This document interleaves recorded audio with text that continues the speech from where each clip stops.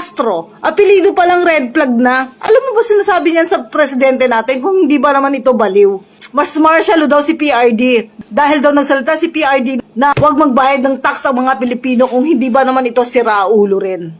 Ang sabi ni PRD, kung ganyan rin lang ang ginagawa nila, sasabihan ko ang mga Pilipino na wag na lang magbayad ng tax. Yan yon, siraulo kang Castro ka. Saan ka ba naman nakakita ng tagapagsalita ng Pilipinas na napakatanga? Ikumpara nyo nga yan sa tagapagsalita ni PRD. Si Harry Roque, si Atty. Trixie, si Atty. Padelo. Tingnan mo ang level ng utak na ito. Nakakahiya ang Pilipinas. Walang alam ito. Hindi. Itong tao na to, namumuliti ka lang. For your information, ikaw Castro, the second ka ng Pilipinas, na si PRD, nang natapos ang kanyang termino, 70 plus ang kanyang trust rating nung bumaba siya dyan. Nakulangan ang mga Pilipino.